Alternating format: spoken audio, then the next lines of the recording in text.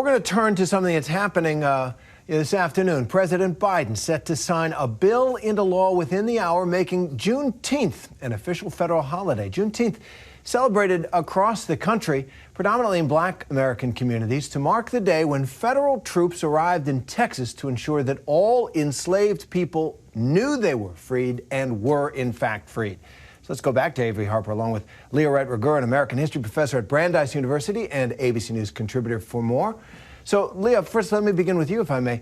There's the 12th federal holiday on the calendar, the first to be recognized since Martin Luther King Jr. Day in 1983.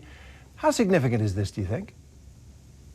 So I think it's hugely significant. This is a really big moment, particularly since 2 years ago, I think most people would never have imagined that Juneteenth would be a federal holiday, let alone the first federal holiday since Martin Luther King Jr. Day ended up on the books. So it is a big moment. I think that it's also a big moment considering how bipartisan this legislation was. You know, the Senate voted for it unanimously. Only 14 people in the House of Representatives voted against it. And so it was something that people came to a consensus to.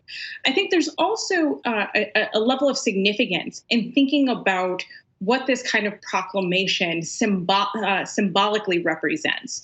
So in a way, this is going to be essentially the United States seeking absolution for the sins of inequality and the sins of slavery. I do want to emphasize, however, that this is wholly symbolic, but there is power in that symbolism, and certainly we should be thrilled, we should be ecstatic that this is now a federal holiday.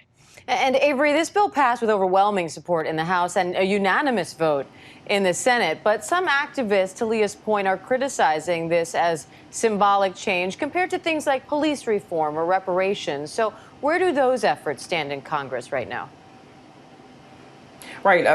Announcing Juneteenth as a federal holiday falls short of some of the other legislative priorities that would substantively impact the lives of African Americans in this country. So if you look at things like voting rights and police reform, both stalled in the Senate. If you look at this so-called war on critical race theory, the teachings which would include the teaching about the lasting impacts of slavery, it's being banned in states all across this country. And so yes, you know, there are folks who are very happy to see that Juneteenth is now going to be a federal holiday. But for them, that, you know, should be the cherry on the top of all of these other legislative priorities, not the only victory.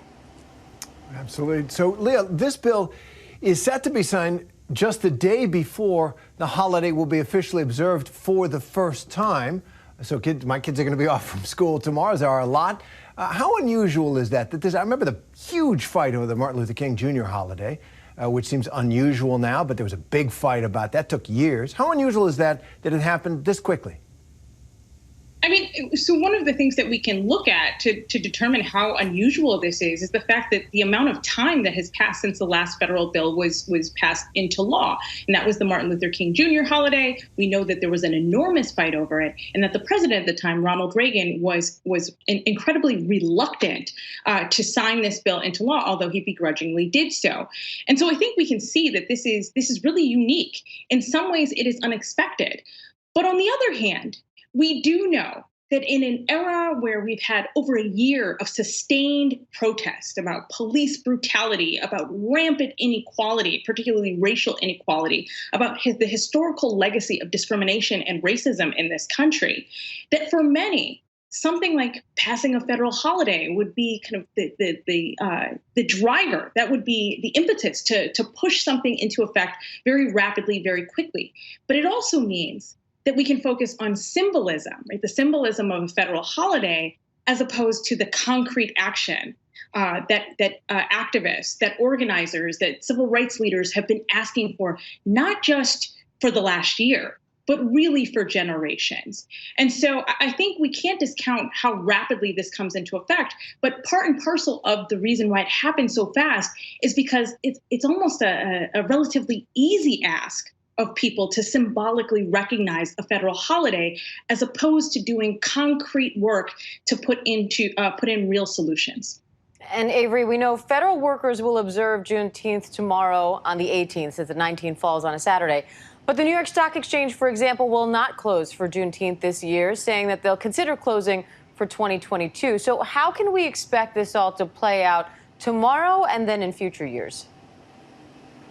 Right. I think that there's going to be lots of celebrations locally in states and in cities across this country. I think that we could be heading for something that is similar to the way that MLK Day was handled. The fact that it was signed in 1983, it wasn't until the year 2000 that all 50 states recognized Martin Luther King Day. And so it could be something similar to that. Of course, there's going to be folks who hope that change comes a lot quicker.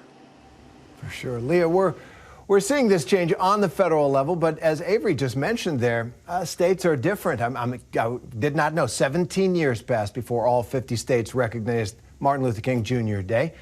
Hard to find anybody who objects to what Martin Luther King Jr. did. So how have states honored the Juneteenth holiday in recent years, and what types of celebrations do you think we can expect to see?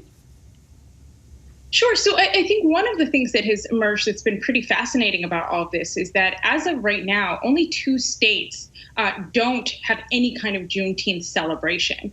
So what originally I think emerged as largely an African-American celebration rooted in the South, right, coming out of Texas, has spread across the United States, irrespective of the role that the federal government and federal government agents and politicians and policymakers have paid to that legacy. So we know that these kinds of celebrations have been happening. We also know, for example, that there have been emancipation celebrations, so celebrations that recognize emancipation happening really since 1865, 1866. So these kind of indicators, I think, showcase that these things have been happening. They will continue to happen. People will celebrate.